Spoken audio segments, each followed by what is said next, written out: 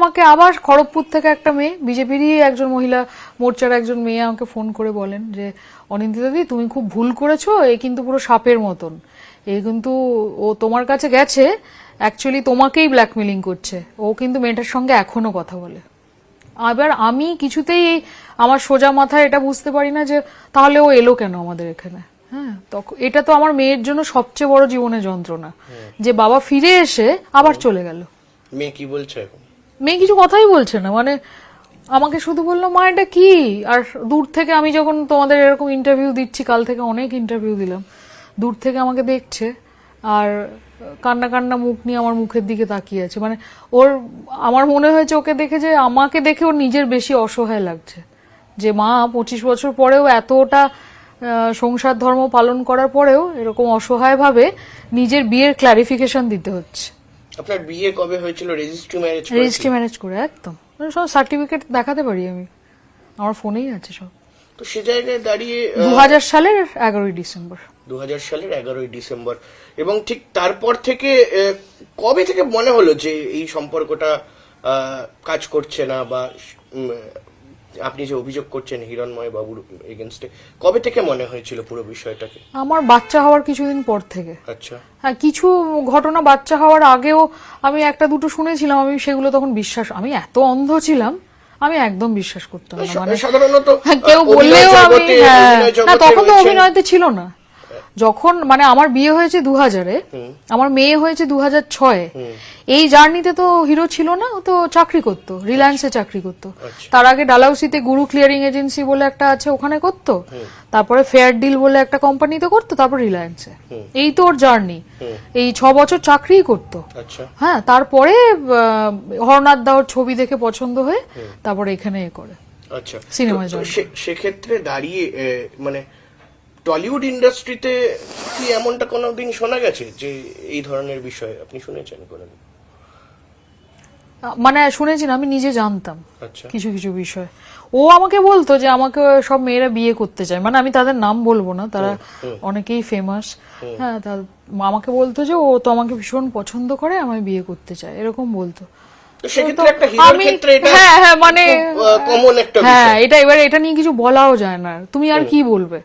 তো আমি বললাম হ্যাঁ তাহলে করো না, তোমাদের তো খুব ভালো মানাবে দুজনকে। তখন বলতো না না আমি তোমাকে ছেড়ে কোথাও যাব না, এরকমই বলতো। সেক্ষেত্রে দাঁড়িয়ে মানে এখন আপনার মেয়ের কি বক্তব্য রয়েছে?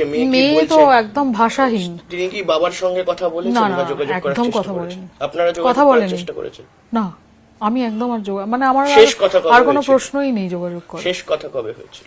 শেষ আমি ওকে একটু আগে ওকে দেখাচ্ছিলাম, আমি ও হিরণকে লিখেছি যে আমি তোমার সঙ্গে কথা বলতে চাই। আমি চাইছিলামই এই পুরো ব্যাপারটা, এই যে এত প্রলং করছে ও, আর এই যে অসভ্যতামিগুলো করছে, আমার মেয়ে দেখছে, সবচেয়ে মেয়ের জন্য যন্ত্রণার, আমার জন্য তো মানে আমি তো আমার যন্ত্রণা ভুলেই গেছি। তো এগুলো যে দেখছিলাম এগুলো তো খুব একটা মেন্টাল হেলথের জন্য ভালো না, আমি চাইছিলাম এগুলোকে শেষ করতে। তো আমি ওই জন্য বলেছিলাম যে তুমি আমার সাথে দেখা করো। ও লিখেছিল যে আমাকে একটু সময় দাও। তো কত 21 না কত ডিসেম্বরে, তখন ওর আর আজ অব্দি সময় হয়নি। মূলত মানে এই মুহূর্তে দাঁড়িয়ে হিরণময় চট্টোপাধ্যায় জানাবো একটু সময় দাও, 27শে ডিসেম্বর আমায় লিখেছে।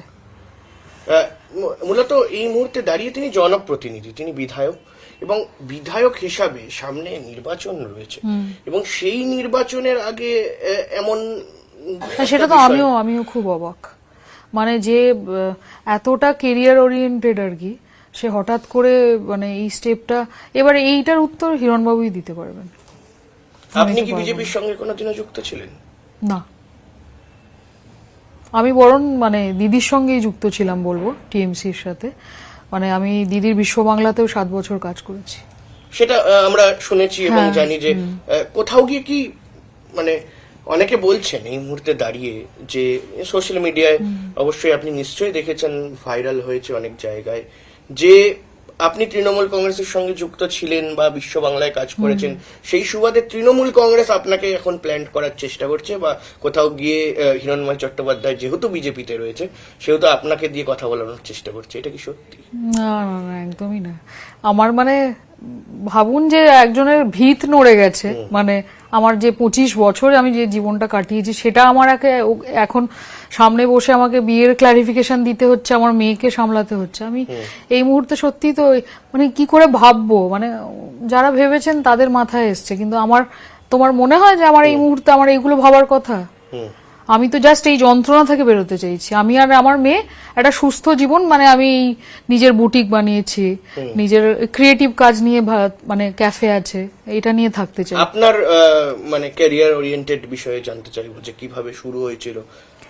হ্যাঁ, আমি সেটা আগেও ওই একজনকে বলছিলাম ইন্টারভিউতে। আর মানে আমি আমার ভীষণ বোকামি, এটা জানি না, সরল সাদাসিধে একদম গ্রামের, মানে উলবেড়িয়া তো গ্রামই বলা যায়। আর ব্রাহ্ম স্কুলে পড়া একটা মেয়ে, কিছুই জীবন দেখিনি, 18 বছর 2 মাসে বিয়ে হয়ে গেছে। আমার জীবনের উদ্দেশ্যই যেন ছিল, হিরণময় চট্টোপাধ্যায়ের সঙ্গে আমরা আমাদের ওখানে কালীবাড়ি খুব বিখ্যাত উলবেড়িয়াতে, গঙ্গার ধারে। তো ওখানে আমি দুর্গাপুজোর সময়, মানে আমি যেহেতু ক্লাস 9 থেকেই শাড়ি পরি, তো তখন ওই শাড়ি পরে পুজোতে ওখানে গিয়ে কথা টথা বলছি, তো আমার মায়ের এক বান্ধবী এসে আমার আর ওর আলাপ করিয়ে দেয়। তো তখন আমায় বলেছিল, তুমি শুনেছি ভীষণ সুন্দর গান করো।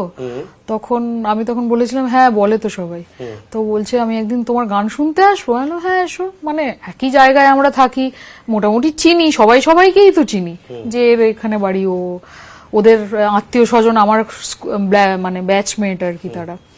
হ্যাঁ একদিন এসো না, এরকম বলেছি। তো একদিন ওই গান শুনতে আসা, তারপর আরো কথা, সেই থেকেই।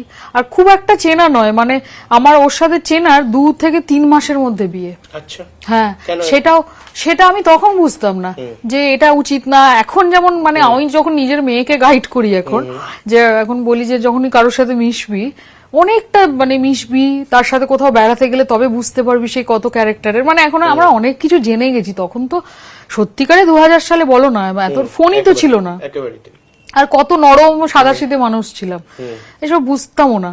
এখন বুঝি যে কি সব ভুল করেছি, মানে হাসিও পায়, নিজের জন্যও দুঃখ হয় যে একটা লোককে চিনে 2 মাসের মধ্যে বিয়ে করে নিয়েছি, এত বড় ডিসিশন। মানে আর মাত্র 18 বছর 2 মাস, কিছু বয়সই না আর কি।